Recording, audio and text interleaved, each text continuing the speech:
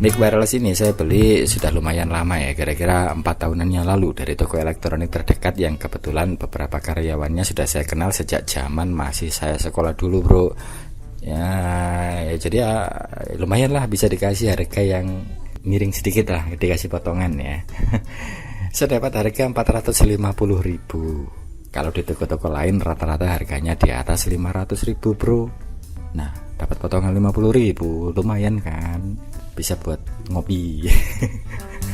Dengan harga yang cuma 500-an ribu itu tentu hampir bisa dipastikan bahwa ini barang kualitas KW, bukan produk Shure yang original.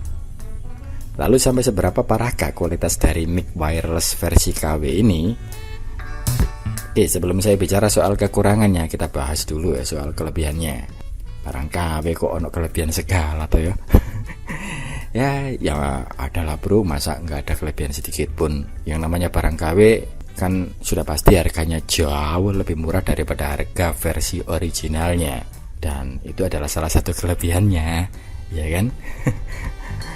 Dengan harga yang cuma kisaran 500-an ribu tersebut, kita sudah dapat satu buah box berisi satu buah receiver dan 2 buah mic sekaligus. Penampakan receivernya juga lumayan keren. Bagian depan paling kiri terdapat saklar on off. Kemudian di tengah-tengah terdapat tampilan display LCD yang background warnanya biru dengan interface tulisan warna putih yang menampilkan frekuensi kerja dari kedua mic wirelessnya. Kemudian paling kanan terdapat 2 buah potensio sebagai pengatur level volume kedua mic channel 1 dan mic channel 2. Kemudian sisi belakangnya terdapat 2 anten, cord AC, dan 1 soket atau jack output yang bisa kita hubungkan ke input amplifier atau mixer audio. Perangkat receiver ini bisa langsung kita colokkan ke sumber listrik AC 220 volt, atau dengan kata lain kita tidak perlu lagi menambahkan adaptor atau power supply eksternal untuk receivernya. Lanjut ke perangkat mic-nya. Seperti yang sudah saya sampaikan tadi, dalam paket pembeliannya kita sudah mendapat 2 buah mic sekaligus yang bisa kita pakai secara bersama-sama, sehingga sangat cocok untuk duet karaoke. Tapi saran saya, kalau duet karaoke dengan cewek, apalagi penyanyi wanita yang cakep, jangan mau pakai mic sendiri-sendiri. Enakan satu mic dipakai berdua bro. Tampilan mic-nya juga lumayan kece. Di bodinya terdapat LED display juga yang menampilkan posisi mic sebagai channel 1 atau channel 2 beserta tampilan yang menunjukkan frekuensi wireless yang dia pakai. Di bawah panel display terdapat saklar 3W yang fungsinya untuk meng-off, standby, dan on. Mic wireless ini kalau menurut spesifikasinya membutuhkan baterai sebesar 9 volt. Tempat baterainya ada di sisi bawah seperti ini.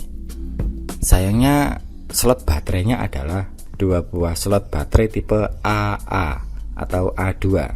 Kalau 2 slot baterainya seperti ini, mestinya satu baterai harusnya berkapasitas 4,5 volt, sehingga 2 baterai jadinya 9 volt. Tapi kok aneh ya, spesifikasinya minta 9 volt, bukannya dikasih slot baterai kotak, justru dikasih slot baterai seperti ini. Dan lagi pula memang ada ya baterai A2 yang kapasitasnya 4,5. Setahu saya tipe A2 jenis rechargeable yang paling besar tegangannya adalah 3,7 volt, yang kalau pada kondisi full terisi bisa sampai 4 volt lebih sedikit. Ya mungkin maksudnya kita disuruh pakai baterai yang model beginian kali bro ya. Tapi meskipun demikian, selama saya pakai, saya cuma ngasih mic ini dengan baterai A2 yang kapasitasnya cuma 1,5 volt, seperti baterai ABC atau baterai merek nasional yang biasa kita beli di warung-warung. Sehingga praktis selama ini saya hanya kasih makan mic ini dengan baterai dengan kapasitas 3 volt saja. Nah, kerennya dengan baterai yang cuma maksimal 3 volt ini, mic sudah bisa berfungsi dengan normal senormal-normalnya. Saya sudah tes posisi receiver ada di dalam rumah, mic-nya saya bawa keluar rumah sampai jarak kira-kira 25 meter, masih bisa terhubung dengan lancar. Baru setelah lebih dari sekitar 30 meteran lebih, itu suaranya mulai terputus-putus, lost signal. Nah, tapi dengan jarak 25 meter itu menurut saya sudah mantep bro. 25 meter itu kan lumayan jauh bro ya, nggak deket loh ya. Kalau pakai mic dengan kabel biasa, ya sudah habis dana 150.000 lebih hanya untuk membeli kabelnya. Itu belum lagi untuk mikirin soket-soketnya. Jadi itu salah satu poin plusnya menurut saya. Lalu untuk kualitas suaranya gimana? Percuma dong ya bisa radius jauh kalau kualitas suaranya cempreng, mendem, atau susah untuk diatur nada bass, treble, dan middle-nya. Nah kalau yang ini bisa kita mulai dengan kekurangan dari mic ini, yaitu dari kualitas suaranya ini bro. Tapi dibilang kualitasnya jelek, suaranya ndak enak, ya enggak juga sih bro. Jangan dibandingkan dengan mic profesional yang harganya jutaan rupiah loh bro ya, yang harganya di atas 1.500.000, 2 juta, 3 juta, ya janganlah, nggak level lah ya. Kita bandingkan saja dengan mic level KW yang lain yang sejenis lah, yang sekelas. Karena menurut saya rental sound system kelas standar, apalagi level RT ya, atau rental sound system kelas kampung, rasanya kebanyakan masih pakai mic kualitas KW kok. Seperti mic Dynamic Shure 58 ini atau yang merek Crash seperti ini, rasanya untuk urusan vokal masih banyak yang pakai kedua mic ini bro. Biarpun kualitas KW, hasil suaranya ya tidak jelek-jelek amat kok ya, masih bisa diterima oleh telinganya orang sehat. Lalu bagaimana hasil suara mic wireless ini jika dibandingkan dengan mic yang pakai kabel standar semacam Shure 58 ataupun Crash ini? Nah yang jelas vokal ces atau semeriwingnya terus terang kalah bro. Mid-nya atau middle-nya juga terasa agak sedikit kurang tebal, tapi bukan cempreng seperti mic abal-abal yang harganya di bawah 50 ribuan seperti ini ya bro ya. Kalau mic seperti ini saya bisa bilang sangat not recommended. Di samping build quality-nya ya nuwun sewu, nggak masuk. Bodi keseluruhannya juga terbuat dari plastik yang gampang pecah. Suaranya pun cempreng parah. Nah, mic wireless ini kualitas suaranya masih jauh lebih bagus dibanding dengan mic mainan beginian. Tapi ya itu tadi, kalau dibandingkan dengan Shure Beta atau Crash yang pakai model kabel konvensional begini, dia memang masih kalah kemerenyes dan kalah tebal mid-nya. Tapi ini juga bukan berarti ces dan mid-nya tidak bisa kita pertebal dan kita renyahkan vokal high-nya bro. Bisa saja asal perangkat Anda, terutama mixernya, memang masih memungkinkan untuk diangkat lagi, terutama potensio middle dan potensio pengatur nada high atau treble-nya.